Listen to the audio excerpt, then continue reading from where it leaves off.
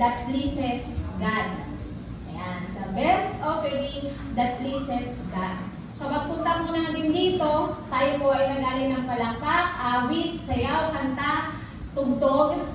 Dapat po malinaw sa atin, ito po ay inaalay natin para sa Panginoon. Amen? Sapagkat siya ay marapat sa ating pagpupuri. So, nung mga nakaraang linggo, marami po tayong natutunan, marami po tayong nalaman, at marami po tayong narinig na alam ko po na nagbigay sa atin ng higit na kaunawaan tungkol sa tinatawag na offering. Ang sabi po ng ating tema ay the best offering that pleases God. So, ibig kong sabihin, pwede palang mag-offer ng hindi the best.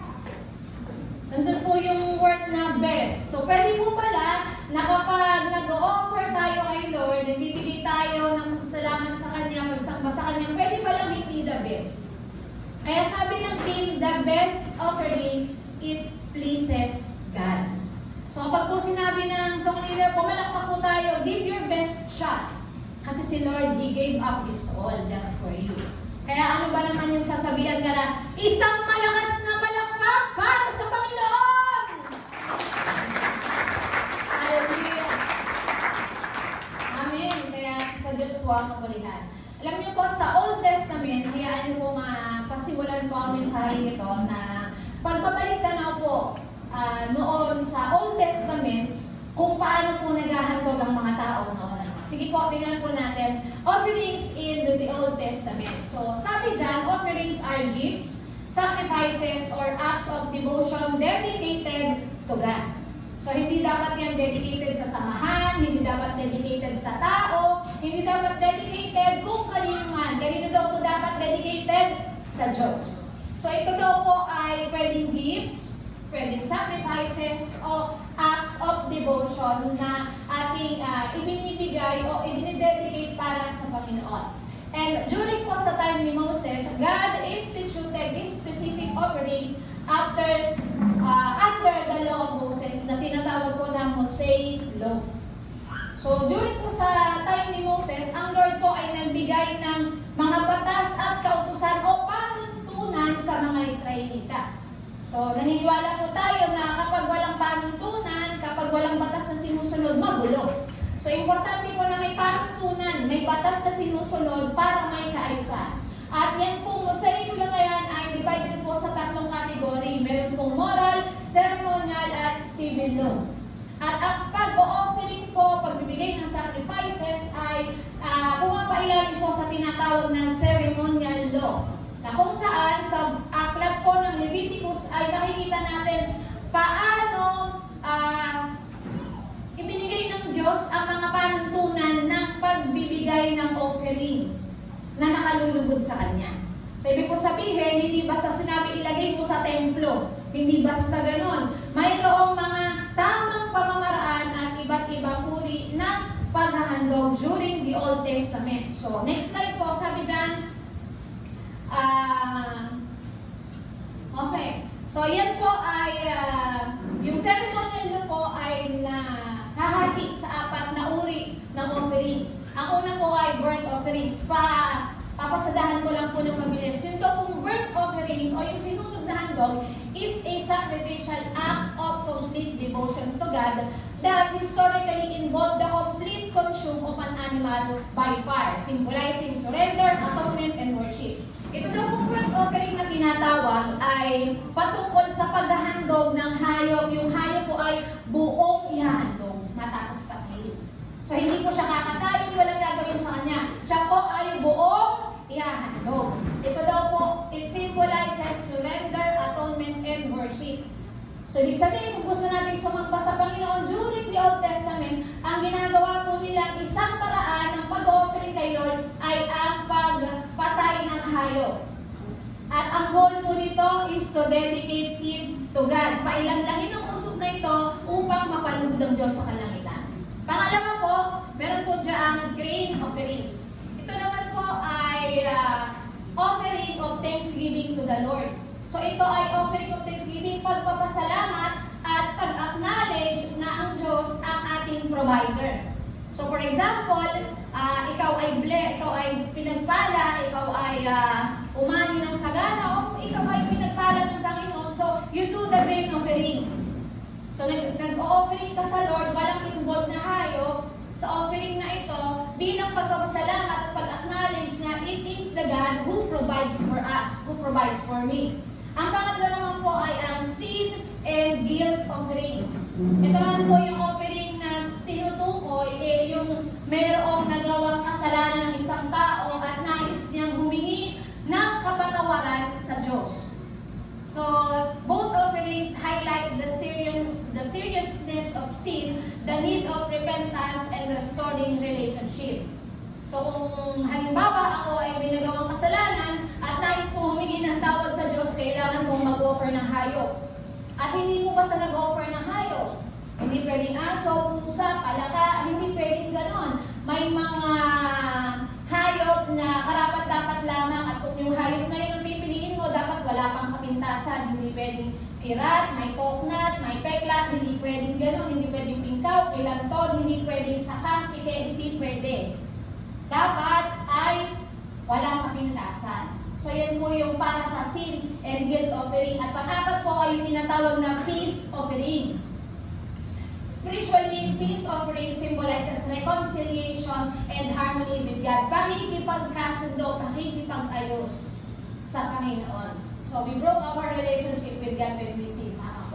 At kapag po tayo, ito pong apat na ito ay nagsisimbolo po ng paghahandog sa Diyos depende sa pangangailangan. Kung ito po ay applicable pa sa panahon natin ngayon, ano pong klaseng offering ang atin po ihahandog sa Diyos?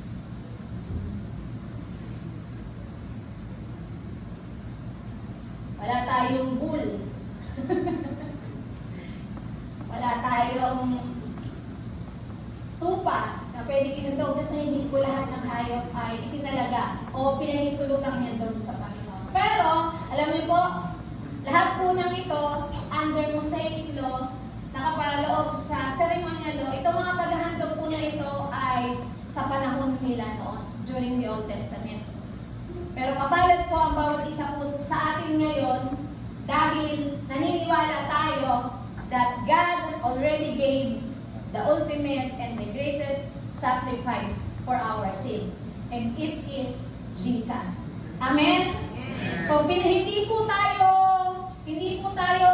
nilagay na tayo ng Diyos sa tinatawag na biyaya, na kung saan ang bawat isa po sa atin ay hindi na kailangan gawin pa yung mga proseso iyon. Alam niyo po, may mga account sa Bible, in the book of Leviticus, na hindi lahat ng proseso ng paghahandog ay tinalugdan ng Diyos. Sapagkat may tamang proseso, ihiwalay mo ang taba, ang laman, ang dibdib, may tamang pamamaraan. So, hindi na po natin pag-uusapan mga bagay na yun. So, kung meron po kayong pagkakataon, natin ito po ay nasa aklat ng Leviticus na mababasa po natin. But thank God, through His grace, He has given us the ultimate, the greatest sacrifice that paid all our sins. Imagine mo yun. Ang mahirap pa sa part na yan, hindi pwede ikaw yung magsunog basta, o nagsusunog si Ate Matel, may kasalanan to. Hindi pwede, kasi may mga pinili lang ng Diyos na pwedeng gumawa ng paghahandog. Pero salamat sa Panginoon, sa pagbibigay niya ng kanyang buhay, ang kanyang dugo, ang nagsilbing isang offering para ang bawat kasalanan, pakikipagkasundo, pakikipag-ayos sa Diyos ay magkaroon ng kaganapan. Sabi po ng Hebrews 10:14, basahin po natin. Decline na lang. Nag-decline na yan. Sige, Hebrews 10:14. For by one sacrifice, He has made perfect forever those who are being made holy. Tayo po'y manalangin. Panginoon, pinupuri ka po namin at pinasasalamatan sa araw na ito. Diyos, salamat po. Salamat po sa pagkakataon na ibinigay mo sa amin. Dinako mo kami, Panginoon, sa lugar na ito. Salamat po, Diyos, na itinalaga mong araw na ito upang ikaw ay aming sambahin, alalahanin ang mga kabutihan mo at magpasalamat, Panginoon. Hindi namin kayang bayaran, Lord, yung lahat ng ginawa mo. Pero naniniwala ako, Panginoon, that you are pleased sa bawat isa po, Panginoon, na narito sa lugar na ito, na nagbigay ng oras, panahon, buhay, Panginoon, upang ihayag, Panginoon, na kami po ay narito, sumasamba, Panginoon. Maraming pong salamat. Hayaan mo po, Panginoon, na ang mensahe mong ito ay hindi lang magdala sa amin ng kaalaman, kung hindi, Lord, magbago ng puso namin. Patungkol sa pagsamba, patungkol sa pagbibigay ng offering, Panginoon, hindi basta offering, kung hindi yung offering, Panginoon, na nakalulugod sa iyo. Kaya po na patuloy kayong mangusap, alam niyo po ang pangangailangan ng bawat isa. Hindi po ang aking mga salita, kung hindi ang mensaheng galing sa iyo, Panginoon, ang siya pong magbigay sa amin, O Diyos, ng kasapatan, na naman po ang aming pangangailangan sa umagang ito. At amin pong ina-acknowledge ang iyong banal na presensya sa lugar na ito, na kung wala po ito, walang kabuluhan ang pagtitipon na ito. Pero Lord, we acknowledge, we worship, Lord, and we declare that you are our God, whom we worship in this place. Wala pong ibang mataas, tanging ikaw. Sa pangalan ni Jesus. Amen. Sabi po ng Hebrews 10:14, for by one sacrifice He has made perfect forever those who are being made holy. May tatlong salita po akong hinighlight dyan. Yung word na apat pala. One sacrifice. For by one sacrifice, yung nag-iisa daw pong handog, yung nag-iisang sacrifice na ibinigay sa atin has made us perfect. Tingnan mo yung katabi mo. Hindi yan perfect, pero pinatawad yan. Sabihin mo, pinatawad ka. Pinatawad ang bawat isa sa atin. And God made everything perfect through Him.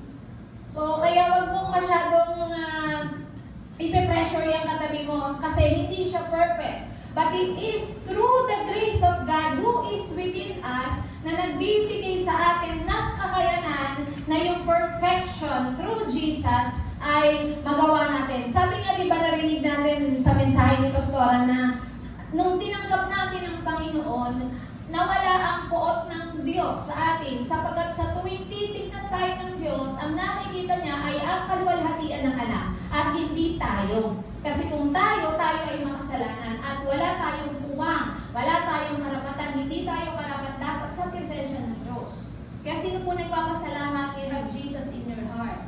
Amen. Kasi ang tingin ng Diyos sa'yo, you are perfect. But not meaning na hindi na tayo nagkakasala. At yung isang word na forever.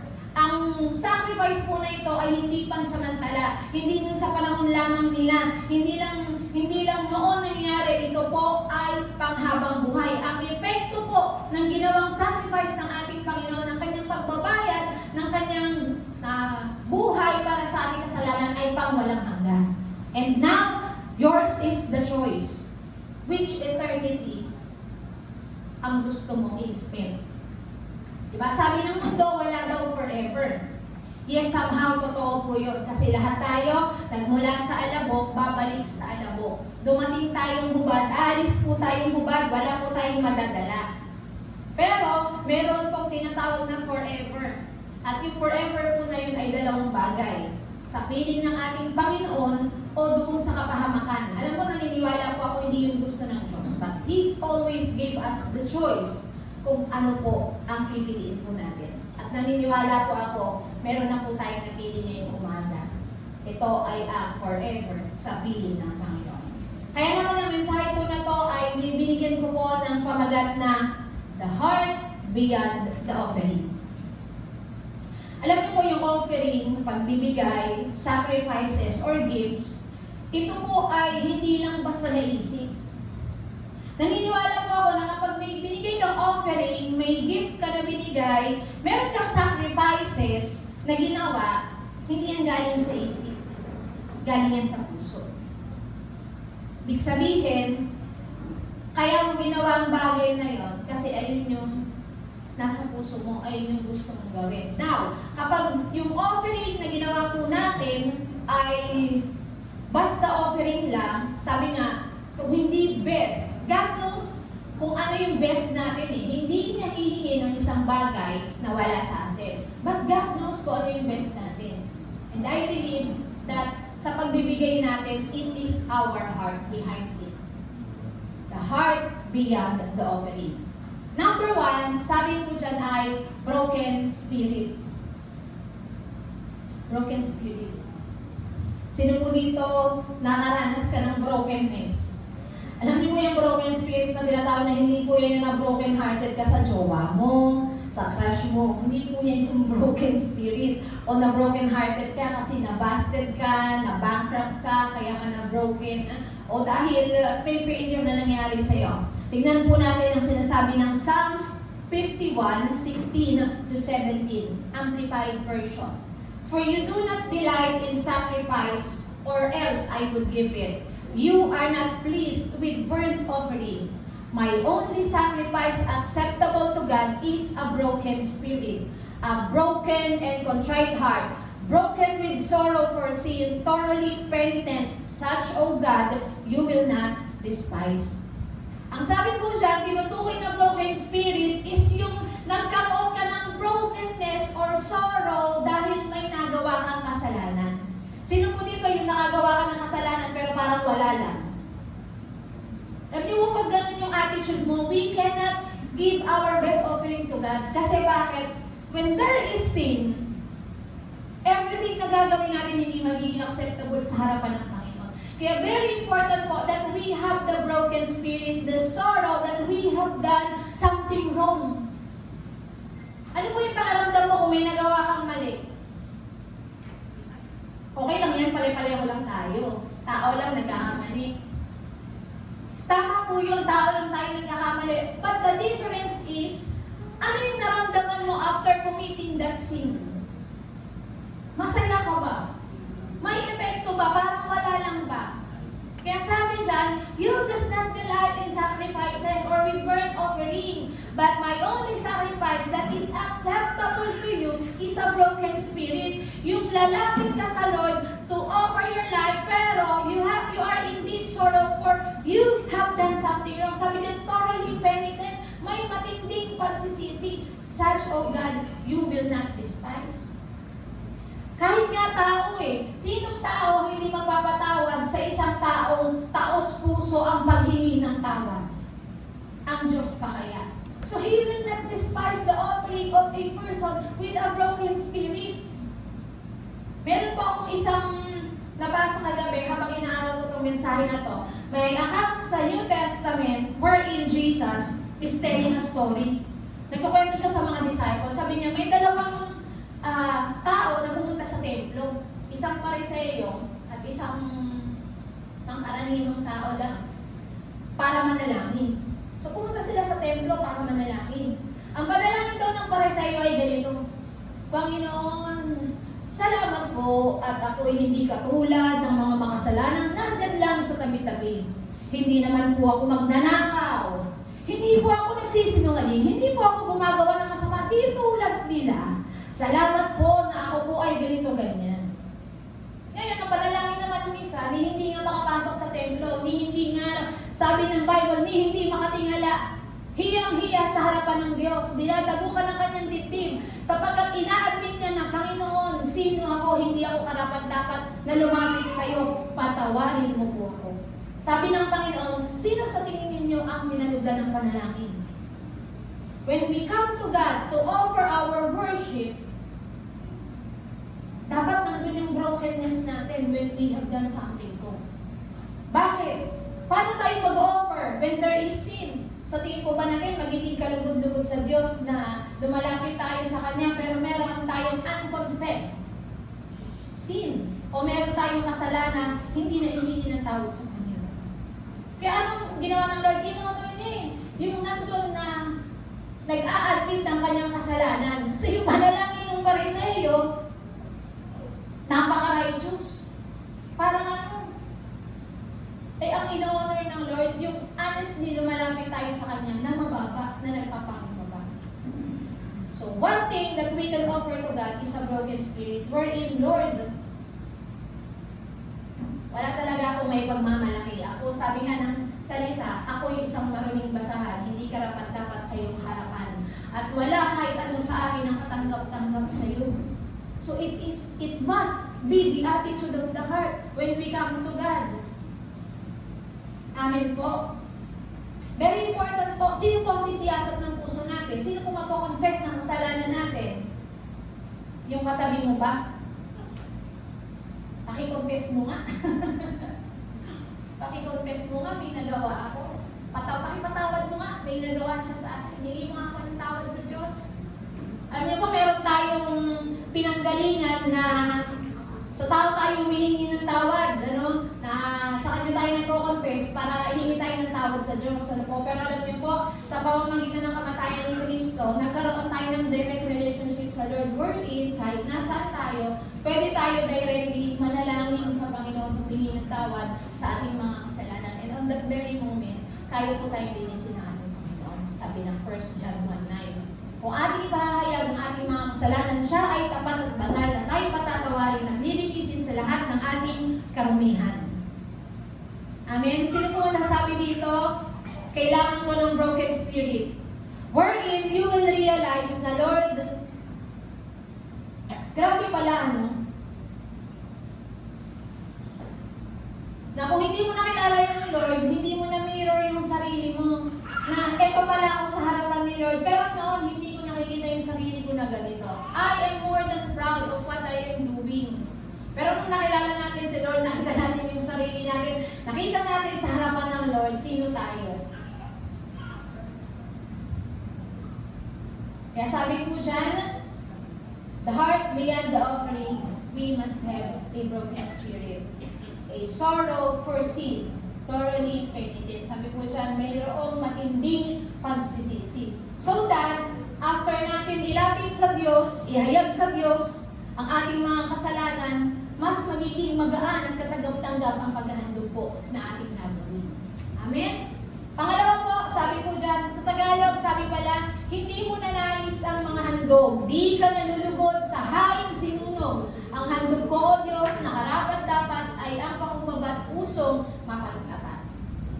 So, God is interested po sa ating humbleness and honesty sa paglapit natin sa Kanya. At nawa po ay sa pamamagitan ng pag-awit natin, hakalapit tayo sa Lord na narurugdog yung ating damdamin na Lord, siya sa atin mo ako, ang ganda ng awit kanina bigyan mo ako ng pusong dalisay.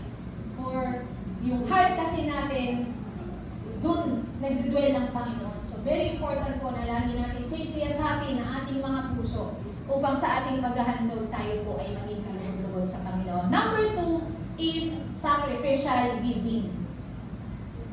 Sacrificial giving. Basahin po natin yung Luke 21:1-4. Sabi po dyan, as Jesus looked up, He saw the rich putting their gifts into the temple treasury. He also saw a poor widow put in 2 very small copper coins. Truly, I tell you, he said, this poor widow has put in more than all the others. All these people gave their gifts out of their wealth, but she, out of her poverty, put in all she had to live on. Hinighlight ko po dyan yung word na to. Sabi po ng story na to, nasa templo si Jesus at ang kanyang mga alagad at during offering ay pinapansin siya na isang babaeng balo. At na-notice ni Jesus na itong babaeng balo na ito ay naghulog ng 2 very small copper coins, 2. Iniisip ko, kung siya ay mahirap, balo, alam mo po yung balo, di ba? Walang nag-iintrega sa kanya, walang bumubuhay para sa kanya. So, big sabihin, talagang nasa mahirap siyang sitwasyon when it comes to finances. So, sabi dyan, yung widow daw ay naghulog ng 2 very small copper coins. Bakit kaya hindi isa lang yung hinulog niya? Para at least pag-uwi niya, may mapamili naman siya kahit Dunkin' Donut, di ba? Pang merienda. Very maarte. Bakit? Na-notice ko yun yung word na to. Alam niyo po kung bakit katulad yan ang sinabi ko kanina.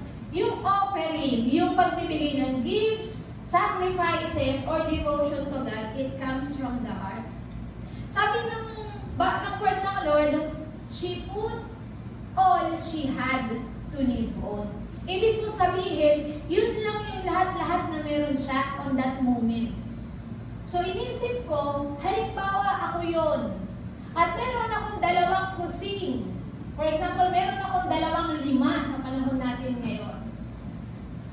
Di ba sasabihin ng iba, hindi naman nakatingin si Lord sa amount. Yes, tama po yun. So 5 na lang muna yung ibibigay ko para may 5 pa ako, may pangkain ako sa labas. But very yung heart ng widow na sabi niya, na ginawa niya, binigay niya lahat. So sacrificial giving, masasabi ko talagang sacrificial. Kasi bakit? Sabi ng word ng Lord, yun yung lahat-lahat sa Kanya. Sabi ni Jesus, yung iba, nagbigay sila out of their wealth. Ibig sabihin, excess nila yun. Walang masyadong bigat sa kanila. Pero seeing that widow woman, sacrificial giving yun. Today, many give from their abundance, but few give from their hearts. So ko pong i-emphasize sa inyo, hindi interesado si Lord sa amount. Kasi kung iisipin mo, pwedeng isipin ng babaeng balo, madami naman silang ibinigay eh. Hindi pa ba yun sasapat sa pangangailangan ng templo nung panahon na yun? Di ba sabi, maraming nagbigay. Kasi yung iba, out of their abundance, out of their wealth, marami silang ibinigay. So pwedeng isipin ng balo, maaaring sapat na yun, mga binigay na yun para magamit sa pangangailangan ng templo. But giving is personal. Hindi sinat-aside ng babaeng balo ako eh, wala akong pera, walang bumubuhay sa akin, baka mamatay na ako sa gutom, baka pwede exempted na ako sa giving. But giving is the attitude of the heart. Sabi dyan, many give from abundance, but few give from their hearts. Alam niyo po yung giving, sa amin mission po yun eh. Kasi bakit? Marami tayong pangangailangan. Pero naniniwala ako from that moment na yung babaeng balo na yun, hindi siya binigo ng Panginoon dun sa sacrificial giving na binigay niya. But giving is not always about money. Gusto ko pong maging malinaw na baka sabihin natin na, pera-pera lang ba lagi yung giving? Yan. A sacrifice is meaningful to God is not always about money. It encompasses the offering of our lives, service, worship, and time. Hindi po laging pera, pero kasama po yun. Sometimes, binibigay natin yung buhay natin, yung paglilingkod natin, yung pagsamba natin, yung oras natin. Ang tanong, anong klaseng offering yun? Tirang oras? Tirang energy? Tirang panahon? Ay, pwede ako yan. Wala akong gagawin yan. Sige, pupunta ako. Sige, magpe-pray ako. Ano po yung klaseng offering kaya yun? Is it the best? Sabi doon, yung sacrificial giving is not just all about money. Pero we do get the example of the widow woman who gave it sacrificial for the Lord. Pero may mga offering din po na tinutukoy ng pag-aalay ng ating buhay na napakinggan po natin in Romans 12:1 and 2. Diba? Alang-alang sa habag ng ating Diyos, ialay natin ang ating sarili bilang buhay na handog. Banal at katanggap-tanggap sa harapan ng ating Panginoon. So when we do our worship, baka po pwede ibigay natin yung the best natin. Ibigay natin yung 100% natin. Actually, hindi nga 100% yung ating Sunday celebration. It just ran for 3.5 hours. Mas marami pa rin yung gusto natin gawin para sa mga sarili natin. Mas marami pa rin yung mga bagay na ginagawa natin pang sarili. Ganun ka-merciful si Lord. In spite that we are biased. Na minsan yung nabibigay tirang oras, yung tutulog ka na lang sa sobrang pagod mo, lahat ng po tayo naranasan, konting oras na lang nakakausapin natin si Lord, minsan hindi pa natatapos yung usapan. Bakit ka banding? Yung kakausapin ni Lord, ayun na kakausapin niya na ako, yes, after a busy long day, kakausapin niya na ako, Lord, salamat po. Hindi natapos yung conversation, na sobrang pagod, extra time na lang kasi yung binigay natin na hindi na nabigay yung best para sa Lord.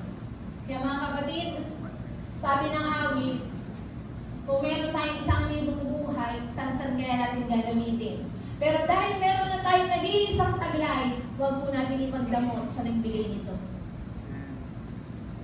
Sa darating ang panahon, uuwi at uuwi po tayo sa nagdalawang ito.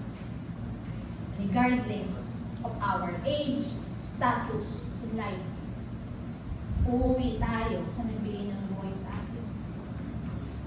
Kaya, nawa, maging worth it po yung ating buhay. Ito po nawa ay magamit natin bilang buhay na handog sa harapan ng Panginoon. At naniniwala po ako, not every single coin, money, effort, sweat na binigay mo sa Diyos ang hindi niya ibabalik.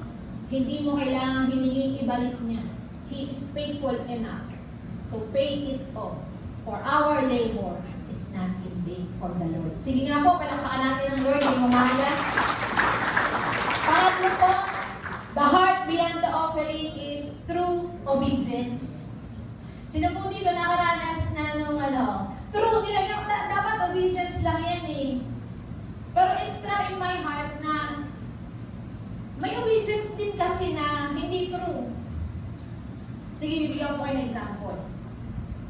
Ang sabi ko, anak, maghugas ka ng mga plato, linisin mo yung lababo. Edi sumunod naman, naglinis naman. Pero may nakita ko mga kaldero, mga lalagyan. Sabi ko, sumunod naman. Pero parang true obedience. Hindi mo ba nakikita itong nakikita ko? Bakit hindi niyo nakikita yung kaldero? Na parang isipin mo, sumunod na nga, galit pa. Alam niyo po, yung pagsunod, it must be true. It must be true. O wala makakopya, wala makakopyahan, okay? Alam niyo, di ba may experiment na ginagawa sa mga bata ngayon eh.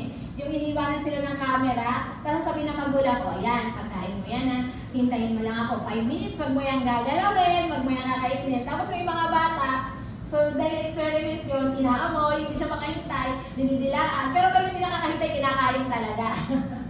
So, very important po yung true obedience o yung totoong pagsunod.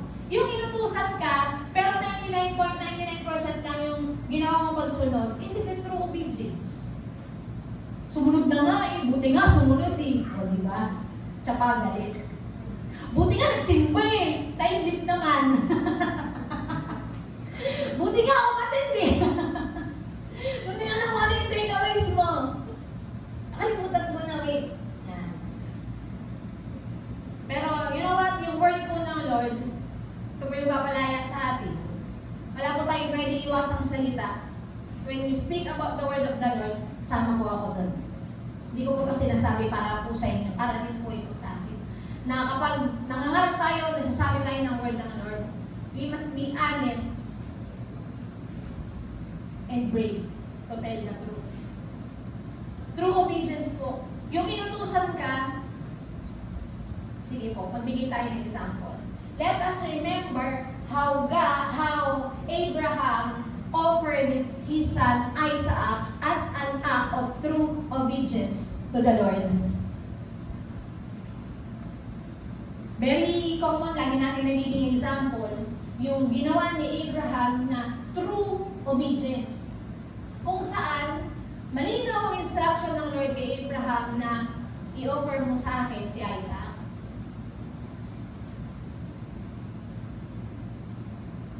Alam niyo po yung magulang, pag naging magulang ka na, it changes everything. Mababago talaga yung perspective mo sa buhay. Kahit sabihin mo na nasa tamang edad ka na, pero kapag naging magulang ka na, it will definitely change your perspective in life. Aalisin yung pagiging selfish mo, maraming mawawala sa'yo, maraming magmamature sa'yo sa araw at sa gusto mo, sa ayaw at sa gusto mo. Kapag naging magulang ka, it will change you 100%. At kung tayo ang nasa kalagayan, how God gave instruction kay Abraham, i-offer mo sa akin yung anak mo. Siguro pwede isipin na sa akin, ano ba nagawa kong mali kay Lord? Sa dami-dami ng pwede kong ihandog. Yung pinaka-mimithi ko pa, yung pinaka-hihingi ko pa, yung pinaka-reward na na-receive ko pa, yung hinihingi. Pero, nakita po natin how Abraham gave his true obedience to the Lord. Na maigi nga, iba na pwedeng sabihin ka, Lord, baka sa iba na lang, sige, iyahan mo, pero pwede wag iba na lang gumawa, wag na ako. Kasi baka hindi ko maatin. Kasi pag naghandog ka, kailangan mo magpatayin, kailangan mo patuloyin ng dugo at sunugin para yung usok kumailan lang, pumunta sa Panginoon, and it will serve as your pleasing sacrifice to the Lord. Niniwala po ako kahit may isang dosena po kayong anak, hindi niyo po i-offering yung isa dyan para bayaran ng kasalanan ng tao hindi mo kilala. Siguro kung kapatid mo yan, natuto kapatid ko offering. Pero may pag magulang ka, offering mo yung bunso namin, lagi na ng walang ginagawa sa bahay. Pero pag magulang ka, nakita ko na yung offering na gustong ibigay ni Abraham sa Lord, sa kanyang Diyos na minamahal, sinasamba yung God na ino-honor niya sa life niya ay totoong pagsamba yung meron siya sa puso niya. Kasi nakita ko talaga na kung gagawin yan sa'yo, kung sa'yo ibibigay yung utos na yan, minsan na yung simpleng utos napakasimple lang na utos, na sacrifice na pwede natin gawin para sa Lord. Minsan nagdadalawang isip pa tayo, minsan hindi pa nga natin nagagawa. How much more kung ganito katindi yung offering na hinihingi, yung sacrifice na hinihingi ng Lord. Ano kaya ang magiging response natin sa harapan niya? Pero ganun kabuti si Lord kasi hindi naman niya hinayaan na mapahamak si Isaac sa kamay ng sarili niyang ama. He just tests the heart of Abraham. Alam niyo po, minsan may mga pinagdadaanan tayo wherein God wants to extract yung maging totoo tayo sa harapan niya. Minsan pinadadaan niya talaga tayo sa apoy. May mga bagay siyang ibinibigay just to challenge us. Can you give this to me? Can you do this for me? Can you give up this thing for me? Minsan iba-ibang mukha, iba-ibang kaparaanan. Pero it is not intended to broke you. It is not intended to destroy our faith. It is intended to make us true before God.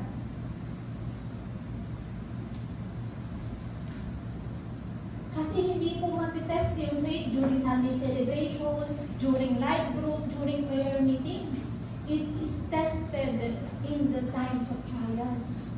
Wherein, kung kailan ka pa nasa matinding pagsubok, dun pa nire-require to give your best offering.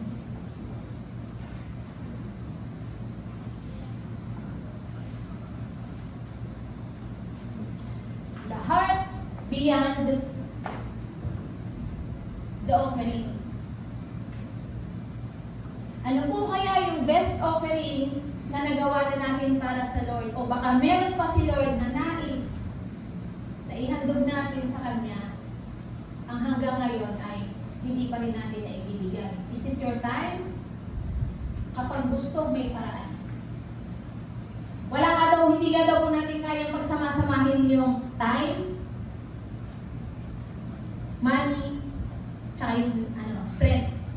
Pag bata ka, may lakas ka, may oras ka, pero wala kang pera. Kasi wala kang pang trabaho. Pero kapag may trabaho ka na, may lakas ka, may pera ka, pero wala ka ng time. Kasi nagtatrabaho ka na eh.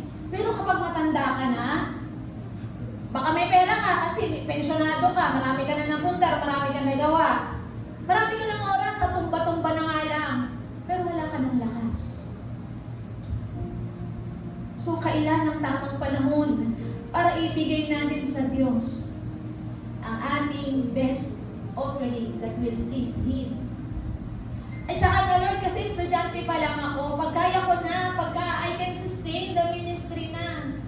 O sige, pero nung nakatapos tayo, Lord, I have a job kasi, you will be proud of me naman pag na-promote ako. Binlay mo ba si Lord? Di ba Lord, pag na-promote naman ako, ikaw naman yung glorify, okay? Tapos nung matanda ka na, yung wala ka ng kakayanan, halos itulang ka na lang sa wheelchair para lang makarating ka sa simbahan. Tsaka ba natin sasabihin, Lord, I offer you my life. Buti kung dadating tayo sa time na tatanda tayo. Hindi naman kasi lahat, gano'n. But giving is not a pressure. Huwag mo natin iisipin na, kasi yung offering, yung giving pressure sa akin yun eh, no. Dapat ang praise God is an opportunity, an act of gratitude na, Lord, give me an opportunity na makapag-offer sa iyo. How, Lord? How? Gusto ko pong i-acknowledge kanina, palabas-labas po yung mga bata. Maintindihan po natin, mga bata po yun. Hindi po natin maintindihan pag matanda, palabas-labas. Kasi bata yun eh. Nakikita ko si Ate Heidi, bukas sara ng pinto. Kaya tama nga mo, 64. Alam niyo po na yung may ushers po kasi tayo every Sunday eh. May ushers tayo, taga-bukas ng pinto. Minsan si Justin, yung pag sumara yung pinto, sumasama yung katawan niya. Kasi parang yung kulang sa pinto. Pero alam niyo po, it is an act of service. Yung nagtsatsagang magbukas, magsara, magbukas, magsara. It is an act of service. Nagbibigay ng extra effort. Imagine mo, senior citizen, yung taga-bukas, sara natin ang pinto. Can we glorify God in this place? Palakpakan po natin ng Lord. Maraming paraan. Marami tayong pwedeng gawin. Huwag mo kasi masyadong lakihan. Ay, hindi kasi ako magaling. Hindi siya naghahanap ng magaling. Naghahanap siya ng willing at masunurin. Hindi siya naghahanap ng magaling. Pero kapag naging obedient ka, pagagalingin ka niya. He will supply all your needs. Kailangan mo ng talino. Hindi pwedeng mga anak ko, I will supply wisdom. Hindi pwedeng walang pera ang anak ko. Dahil ang anak ng Diyos ay pinagpala, I will supply all your needs. Pero kailangan maging obedient and willing. Hindi natin pwedeng pingin na, Lord, magiging masunurin lang ako, bigyan mo muna ako ng pera. Pero pag wala talaga ako pera, ewan ko na talaga kung makasunod ako. Natawa ko kanina, sabi ng kanta, tatakbo ngunit di mahahapo, lalakad ngunit di mapapagod. Alam niyo po, spiritually speaking, nakakapagod maglingkod. Nakakapagod mag-offer ng sacrifice. Kaya ang tinatawag na sacrifice, nag-e-exert ka ng extra mo, higit sa kakayanan mo, higit sa makakaya mo. Sabi nga namin sa last week, sa abot na hindi mo na nga makakaya. Pero alam niyo po, yung rewarding part is kapag natuntungan mo yung pangako ng Diyos dahil sa obedience na ginawa mo. Hindi mo mararanasan without having the step of faith and the step of obedience. It goes hand in hand. Hindi pwedeng nananampalataya ka lang pero wala kang balak sumunod. Hindi pwedeng sumusunod ka pero hindi ka naman naniniwala. Talaga ba, Lord? Susunod ako pero talaga ba? May duda. It must be balanced. We have the step of faith and the step of obedience. Alam niyo po, nung umanan kami, matagal na sa mentoring dyan sa Cuneta Astrodome, natouch ako dun sa heart nung nagsalita, giving time po yun. Natouch ako, yung heart ko, na when you always give your best, namumod yung heart mo, hanggang sa hindi mo na namamalayan, you learn to sacrifice na. Sabi ko, nung time na yun, tinignan ko yung laman ng wallet ko. Sabi ko, Lord, salamat di ka nakatingin sa amount. Kasi kung amount lang pag-uusapan, baka hindi ka tanggap-tanggap sa'yo pag tinimbang to. O yung opening ni Made, wala man lang isang buhit. Kung timbangin. Pero Lord, salamat kasi hindi ka nakatingin sa amount. Sabi ko, nung time na yun, nilagay ng Lord sa heart ko, give me your best. Give me your all. Sabi ko, Lord, wala na talaga naman ng wallet ko. Harap niyo po, ang sarap pala pag nagawa mo. So talaga tinakta ko. At very confident ako, very masaya ako na sabi ko, Lord, kung ang mga ibon ay hindi mo ginugutom, ako pa kaya na laging pumupunta sa presensya mo? Ako pa kaya? Masaya ako. Masaya ako. Grabe yung saya sa heart ko. Alam niyo po, hindi dapat laging ini-expect natin when we give money. Money din dapat ang babalik. Pero yung happiness, yung fulfillment, yung contentment, it's more than money. Na kapag nagawa mo, kapag nasunod mo, iba yung babalik sa'yo at yun yung hindi nabibili ng pera. Na ang mayayaman, may problema din sila. Kaya kung meron sila, na wala ka, pero meron ka na wala din. Yung mga sinasabi natin mayayaman ng mga tao. Nakasabi, buti ka pa, wala problema, madami kang pera. No. Malaking problema kung wala si Lord sa buhay natin. Yun ang totoong malaking problema. You know, when you have God, you have everything you need. Maybe God is challenging you. May ini-instill ang Lord sa heart mo. Ano yung gusto mong ibigay mo para sa akin? Yung best mo. Regardless of your age, of your status, of your gender. Regardless kung ano man yan. Alam niyo po, kapag nagawa niyo, ang tindi ng impact sa heart mo. Na hindi ko iniisip, ano kayong babalik sa akin mamaya pag uwi ko. Hindi ko naisip yun. Pero nung nagawa ko yun, parang may matinding kagalakan sa puso ko na, Lord, yes, nagawa ko. Pero yun, matatawag mo sa artificial giving kasi pag uwi mo, hindi mo alam kung may pera ka o wala. Pero hindi naman po kami na malimos para lang may makain. God is faithful. God is faithful. Hindi po maraming beses, ginagawa sa akin no, Lord, tinatouch niya yung heart ko, may pinapagawa siya sa akin. Many times, noon talagang kinuwento ko kay Pastora, alam mo Pastora, many times, I rejected God. I rejected the blessing. May sinasabi sa akin si Lord, may pinabibigay siya. Pero ang hirap ang bigay kapag wala ka nga din kasi. Ano mo ibibigay? Pag binigay mo yun, wala ka na. Many times. Kaya sabi ko, Lord, alam ko na kung bakit ang hirap ng buhay noon. Ang dami kong niresist na blessing. Ang dami kong niresist na opportunity na kung saan dapat pala pagpapalain mo ako. Na yung hiningi mo pala that time, gusto mong i-mold yung heart ko, pero niresist ko. Alam niyo po, nung nireveal sa akin ng Lord John na marami kang blessing na tinanggihan. Sabi ko, ano ba yung mga blessing na tinanggihan ko? Yung pala yun. Many times I rejected to give sa hinihingi na Lord. Yun pala yun. Ang blessing po, hindi yung may natanggap ka. Alam mo po, yung blessing na pwede mong masabi sa buhay mo, and you are able to give. Hindi dahil sobra-sobra ka. Kung hindi, kahit wala ka, you were able to give your best.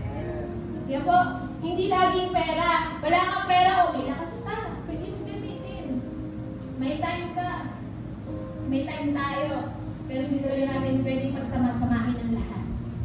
Talagang may season supply. Pero sana huwag maiwan yung para sa Lord. Build your life, build your dreams, pero dapat it is founded in the Lord. Ngayong umaga, sana po, meron po akong main part through His Word, the heart beyond the offering. The Lord, as I offer, bigyan mo ako ng brokenness dahil may nagawa akong kasalanan. Huwag akong maging komportable hanggang hindi ko nahihingi ng tawad yung kasalanan ko. Reveal to me, Lord, ipahayag mo sa akin kung may mga bagay akong nagawa o hindi nagawa, Lord, ipaalala mo sa akin. Iparamdam mo sa akin yung brokenness so that I can repent, so that maihingi ko ng tawad. And Lord, give me the heart to give. Not just to giving, but Lord, yung sacrificial giving. Hindi yung extra ko. Kung hindi, Lord, yung mga bagay na higit sa kakayanan ko. And last, Lord, bigyan mo kami ng obedient heart. Nasusunod kami ng walang kondisyon dahil naniniwala ako na yung binigay ng Diyos sa atin, higit pa kanyang buhay para sa iyo at para sa akin. Sige po, tayo po lahat ito ngayon. Tayo po manalangin. Father God, we honor you, we thank you, we praise you, Lord. Salamat po. Salamat po, Lord, for teaching us, Lord, na yung attitude namin, hindi dapat humihingi kung hindi natututong magbigay una sa iyo, Panginoon. Salamat po sa mga buhay na meron kami, Lord. Hindi kayo interesado sa mga material na bagay sapagkat ang mga bagay na yun ay nasisira, nananakaw, nawawala, at walang halaga sa kaharian. Ngunit isang bagay, Lord, ang may halaga sa iyo, ang aming mga buhay at kaluluwa, Panginoon. Natawa, O Diyos, maging katanggap-tanggap, maging kagamit-gamit, Panginoon. Hindi bukas, hindi mamaya, kung hindi ngayon, Panginoon. Patuloy po kayong mag-usap sa aming mga puso, O Diyos. Na yung ibibigay namin, O Diyos, hindi yung extra namin. Hindi yung tira namin, O Diyos, kung hindi yung pinaka-the best sa mga buhay namin. Salamat, Lord, for reminding us, Panginoon, that giving is not pressure, but it is more of gratitude, opportunity, Lord. We cannot outgive you Salamat po, Lord, for giving your all. At naniniwala ako, Lord, sapat yan. Sapat na dahilan yung one sacrifice na binigay mo.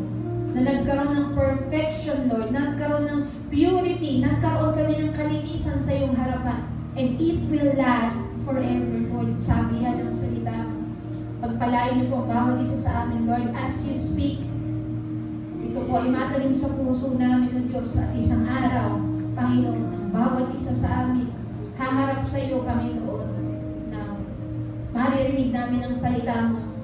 Well done, good and faithful servant. Lord, salamat, mapaglingkuran ka namin ng totoo at mula sa aming mga puso. Sa iyo ang papuri, sa iyo ang pasalamat, sa pangalan ni Jesus. Amen. Palakpakan mo natin